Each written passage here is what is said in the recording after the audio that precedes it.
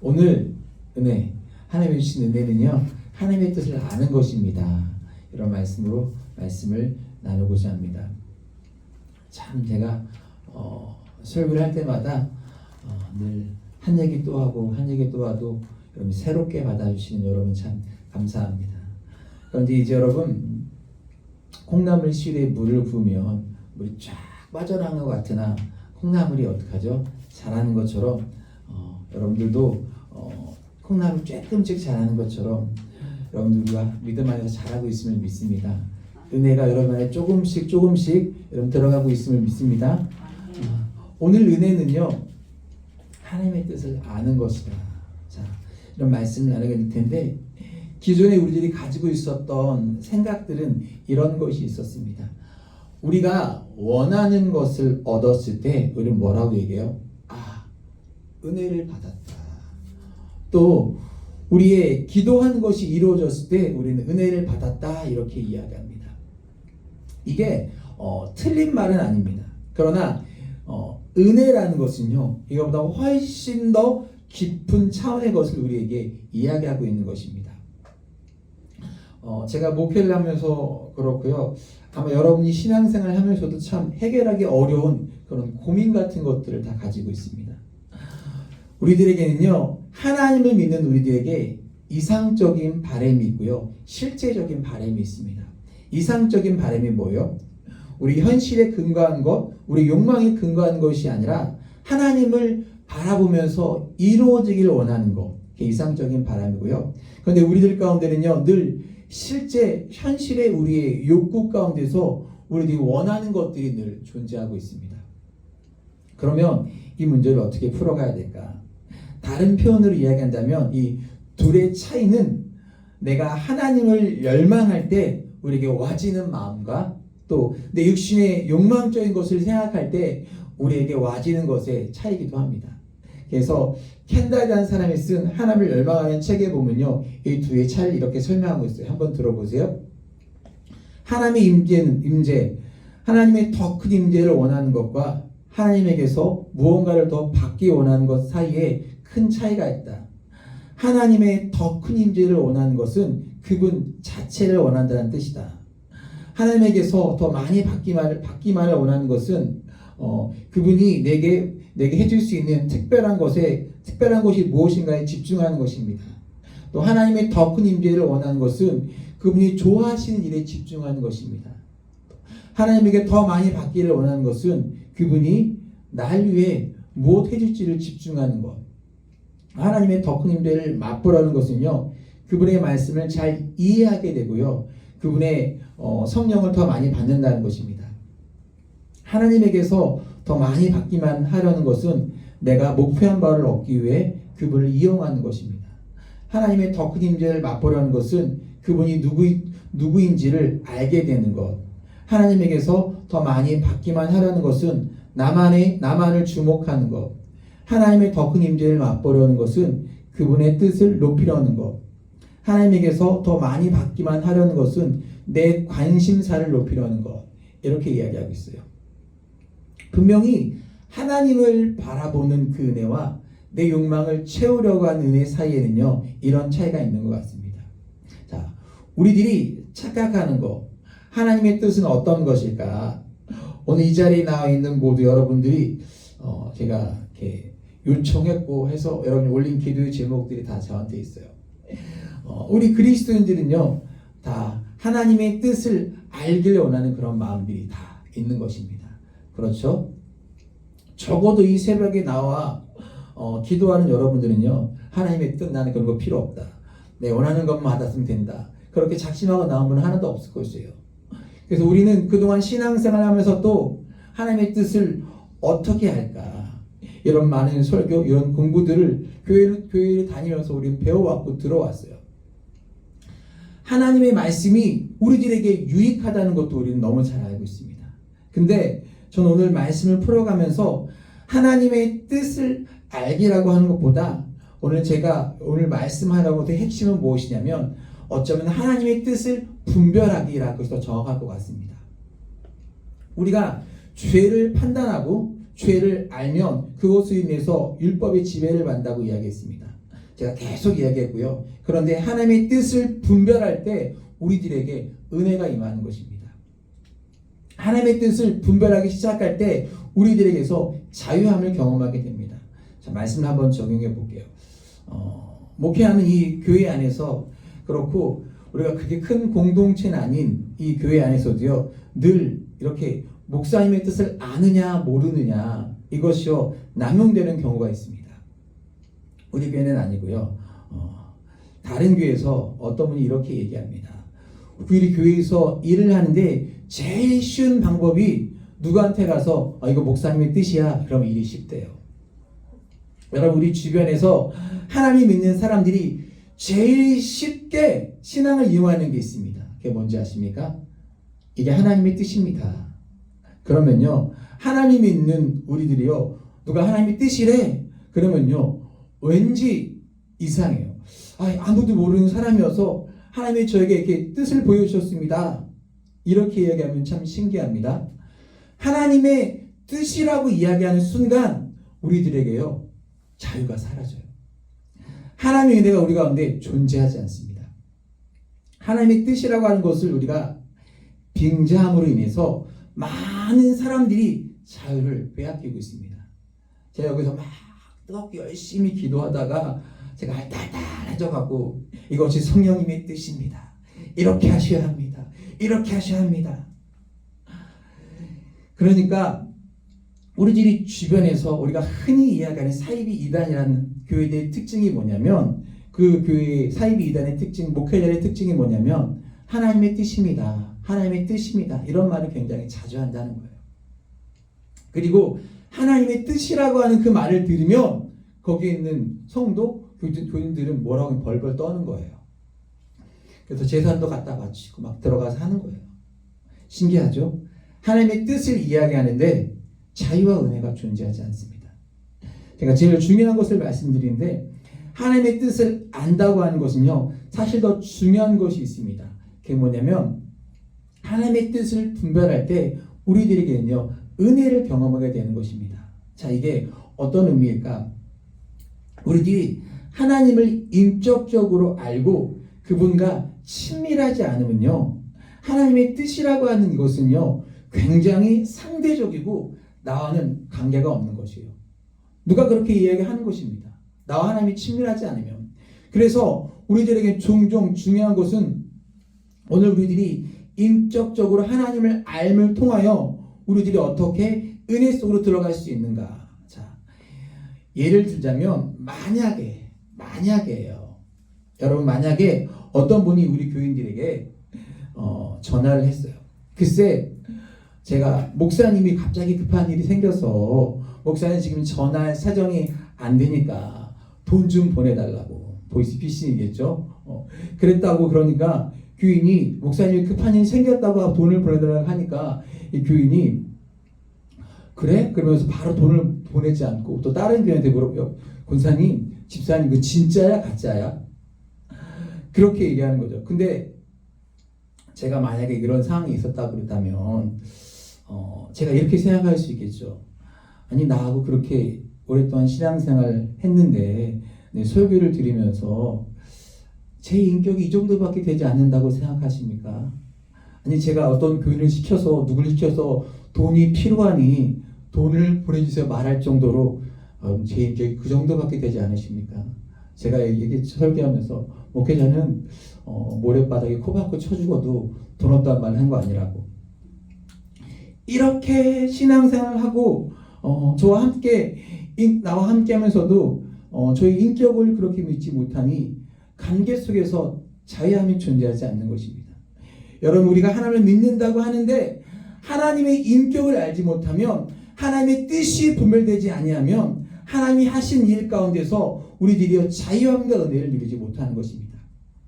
그러니까 우리들이 신앙생활을 하면서 여러분들과 내가 하나님을 믿으니 이 신앙의 공동체 속에서 은혜를 누리기 위해서는요, 여러분들과 저와의 인격적인 친밀함이 필요하고요, 여러분 사이에서도 인격적인 친밀함이 필요한 거고요, 무엇보다도 하나님과의 관계 속에서 인격적인 친밀함이 필요한 것입니다. 우리 주변에 일어나고 있는 가장 무서운 일은요, 자신의 뜻을 관철시키기 위해서 하나님의 뜻을 빙자하는 사람들을 위해서 우리가 은혜를 누리는 것이 아니라 우리가 자유를 잃어버리고 있습니다. D.L. 무디 목사님이 이런 말을 했습니다. 오늘 아주 굉장히 중요한 말을 여러분 기억하셨으면 좋겠어요. 같이 볼게요. 있습니다. 기도는 내 필요에 의해서 하나님을 내 편으로 만드는 것이 아니라 하나님의 뜻에 나를 조종해 맞추는 것이다. 다시 한번 볼게요. 기도는 내 필요에 의하여 하나님을 내 편으로 만드는 것이 아니라 하나님의 뜻에 누구를요? 나를 조종해 맞추는 것이에요. 굉장히 중요한 거예요. 오늘 말씀 하나님의 감동으로 된 바르게 함과 의로 교육하기에 유익하니. 자, 보세요. 하나님의 말씀이 우리를 이렇게 선한 곳으로 인도하고 있는데 우리들이 하나님의 뜻을 분별하지 못하면 안 되는 것입니다. 자, 극단적으로 우리들이 이렇게 참 해결되지 않는 부분들이 있는데 기도하면서 이런 예를 들어볼게요. 오늘 정글에 젊은 이렇게 초원의 사슴이 있습니다. 사슴이 하나님께 기도하는 거예요. 하나님, 오늘 제가 제발 사자한테 잡아먹히지 않게 해주세요. 근데 거기에 또 하나님이 믿는 사자가 있는 거예요. 하나님, 제가 오늘 배고픕니다. 사슴 한 마리 꼭 준비시켜 주십시오. 그럼 하나님이 어떻게 해줘야 돼요? 가만히 생각해 보세요. 우리가 기도하는 것들의 많은 부분들이요, 우리가 원하는 것입니다. 여러분, 우리의 인생이 말이죠, 평생 살도록 하나님이 우리를 만들어 놓으셨다면 우리들이 사는 것이 우리에게 목적이 될 수 있습니다. 그런데 우리의 인생의 진짜 목적은 하나님 저 죽지 않게 해주세요. 이게 우리들이 은혜 가운데 살아가는 것이 아니라 하나님, 오늘도 하나님의 뜻대로 하나님의 인도하신 가운데 살게 해주세요 라고 기도할 때 우리는 훨씬 더 높고 깊은 하나님의 은혜를 경험하게 만들어주는 거예요. 헨리 블랙거버가 쓴 그 하나님을 경험하는 삶에 보면요, 아주 멋진 이야기가 있어요. 잘 들으셔야 이해가 돼요. 많은 사람들이 하나님의 뜻을 알기 위해서 이렇게 질문한다고 합니다. 잘 들으셔야 이해가 됩니다. 내 인생을 향한 하나님의 뜻이 무엇입니까? 내 인생을 향한 하나님의 뜻은 과연 무엇입니까? 우리도 그런 질문을 하나님께 하죠. 하나님, 내 인생을 향한 하나님의 뜻이 무엇인가요? 근데 헨리 블랙거버의 스승이 이렇게 이야기해요. 잘못된 질문을 하면 잘못된 답을 얻습니다. 그러니까 우리가 하나님께 물을 때 하나님, 나를 향한 하나님의 뜻이 무엇인가요? 그것은 잘못된 질문이라는 거예요. 우리가 물어야 되는 것은 하나님의 뜻은 무엇입니까? 하나님의 뜻을 우리들이 알 때 우리 인생이요, 하나님의 뜻을 따라 살아가게 되는 것입니다. 우리는 은혜 가운데 살아가는데 우리는 계속해서 잘못된 질문을 던지고 있으니까 잘못된 답을 얻는 거예요. 나를 향한 하나님의 뜻이 무엇입니까? 진짜 우리들이 하나님의 은혜 가운데 사는 것은 뭐예요? 하나님의 뜻을 분별하는 것입니다. 착각의 지름길은요, 하나님이 늘 내 편이라고 생각하는 거예요. 뭐라고요? 내 편이라고. 제가 첫날에 그랬죠. 이 말씀이 우리를 아프게 할지도 모른다고. 근데 우리 이런 말씀을 많이 배워요. 하나님은 내 편이십니다. 하나님 내 편이 되어 주십시오. 그런데 은혜 가운데 살아가기 위해서는요, 더 중요한 것이 있는데 하나님을 내 편이라고 생각하는 것이 아니라 내가 하나님 편에 서기 시작할 때 우리 신앙의 자유함과 풍요로움을 느끼기 시작하는 것입니다.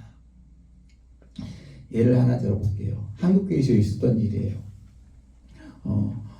어느 선배 목사님이 있었대요. 그 선배 목사님이요, 목회를 잘하고 있는 후배 목사님을 찾아왔어요. 학교 다닐 때부터 굉장히 좋은 인상을 주었던 그 목사님이었는데 후배가 목회를 일찍 시작했기 때문에 후배에게 목회의 조언을 구하러 찾아온 거예요. 목사님이 이렇게 얘기하는 것입니다. 목사님, 제가 아무래도 교회를 옮겨야 될 것 같습니다. 내가 이 교회에 있다가는 사고를 칠 것 같습니다. 왜냐하면 그 많은 교인 중에 한 사람이 자기를 너무 힘들게 한다는 거예요. 그래서 내가 그 교인을 한 명 이겨보려고 마음에 단단히 결심하고 로마서를 가지고 1년 동안 강해 설교를 했대요. 설교를 할 때마다 말씀이 다 그 한 사람에게 해당되는 거예요. 그래서 설교를 할 때마다 이러지 말라고 이렇게 설교하다가 어느 날 깜짝 놀랐는데 내가 그 교인 한 사람을 인해서 매주일 전교인에게 독을 쏟아내고 있구나. 내가 이렇게 목회하면 안 되겠다 이런 생각이 들었고 어느 날 회의를 하고 있는데 중간에 다 있는데 교인이 문을 퍽 차고 나가버린 거예요. 그 순간 이 목사님이 내가 여기 있으면 안 되겠다. 내가 저 교회를 때릴 수도 있겠구나. 이런 생각이 들었다는 거예요. 그래서 이 목사님에게 상담하러 온 거예요. 후배 목사님한테. 그랬더니 목사님이 이렇게 이야기했습니다. 목사님 미안하지만 이 어려움 가운데서 믿음, 신앙의 본질로 한번 들어가 본 것이 좋겠습니다. 그러면서 어떻게 얘기했냐면 어떤 사람의 뜻을 맞추려고 하지 마시고 저도 사람이니까 목사님의 뜻이 무엇인가 이걸 생각하는 것이 아니라 하나님의 뜻이 무엇일까 우리들이 생각한다면 우리들의 마음이 하나님의 뜻을 향해서 흘러가지 않겠습니까? 저도 이 말씀을 그렇구나. 여러분 이 교회 안에서 작은 교회 안에서 저의 뜻을 맞추려고 하지 마시고요. 하나님의 뜻이 무엇일까를 알고 따라간다면 우리의 마음이 하나님을 향해서 흘러가지 않겠습니까? 교회에 중요한 결정을 할 때 목사님을 생각해서 목사님의 뜻이 무엇인가가 중요한 것이 아니라 이거는 누구의 교회요? 하나님의 교회잖아요. 하나님의 뜻이 무엇인가를 우리가 분별하고 알 때 우리가 하나님의 은혜가 우리의 마음에 글로 흘러가는 것입니다. 다시 이 목사님에게 다시 돌아와서 목사님의 그 조언을 듣고 교인들과 함께 기도원에 갔습니다. 그래서 기도원에서 기도하고 말씀을 나누면서 이 목사님이 교인들에게 이렇게 이야기했대요. 여러분 모두가 하나님의 뜻을 따르는 사람이 될 수 있도록 기도하고 우리 만나서 이야기합시다. 그러면서 한 사람 한 사람씩 돌아가면서 이야기하는데 이 목사님이 힘들게 했던 교인의 차례가 되었던 거예요. 근데 이렇게 이 사람이 이야기했습니다.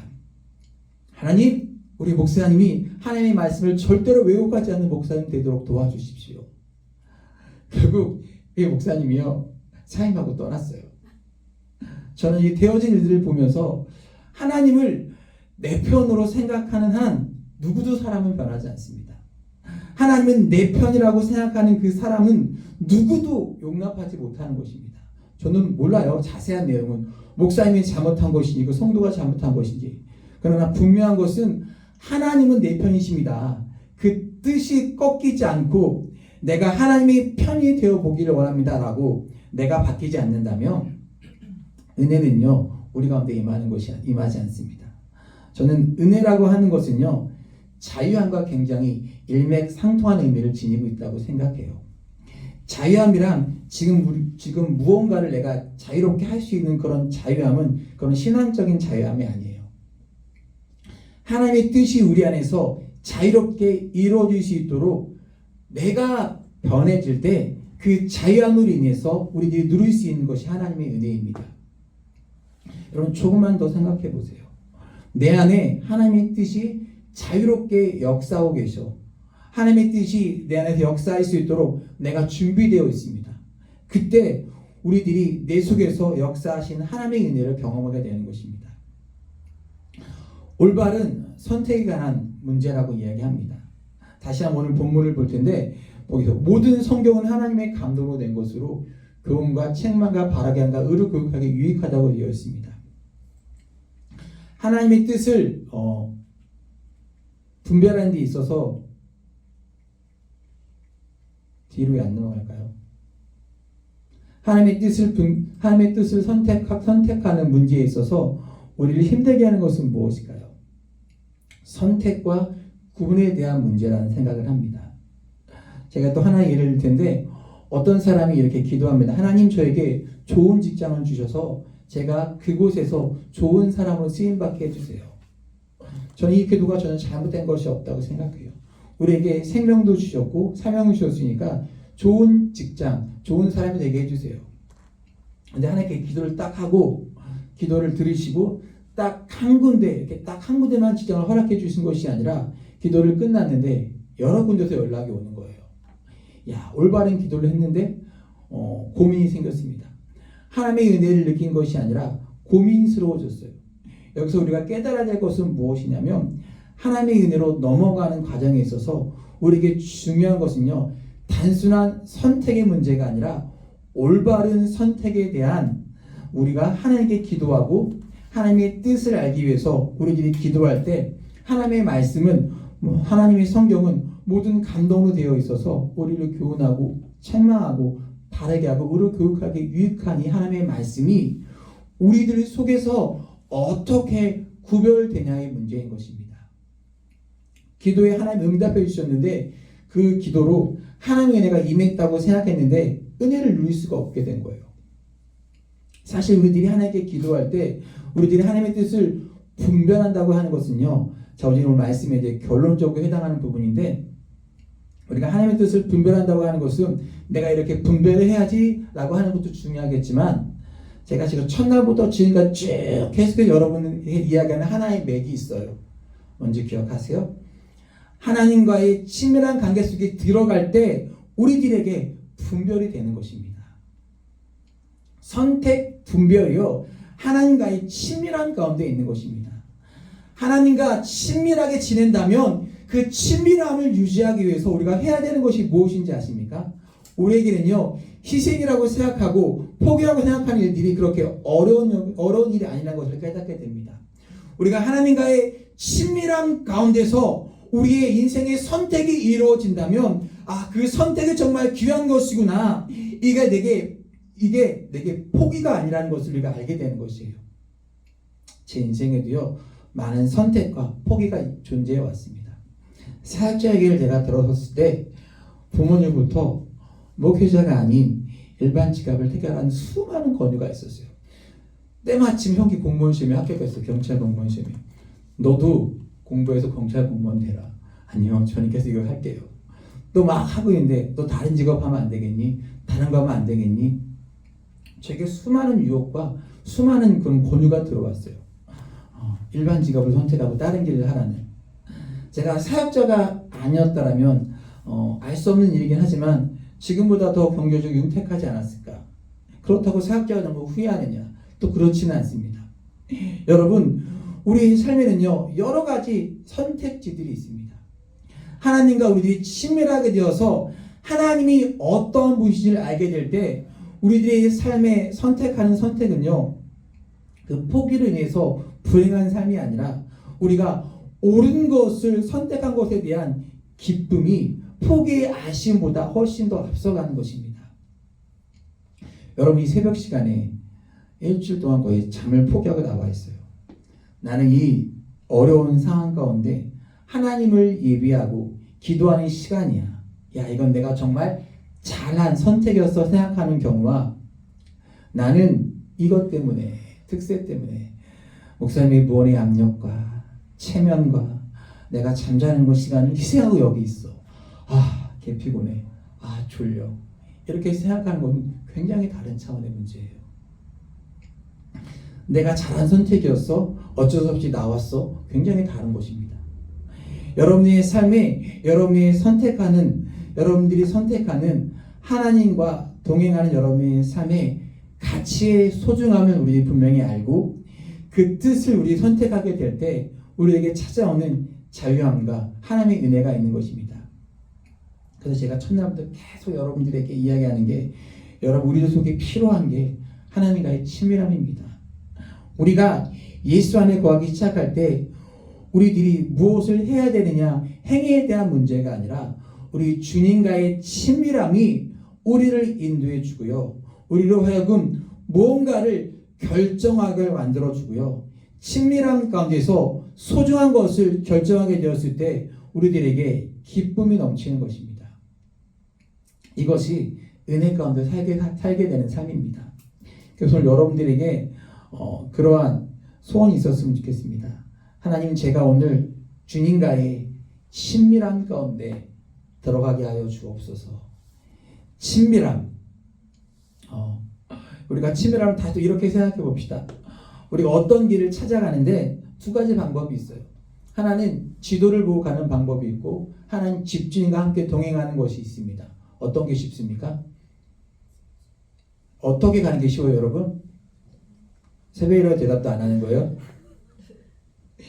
지도를 보면서 가는 거 순간순간 물어야 되고요. 헤맬 수 있고요. 돌아갈 수 있어요.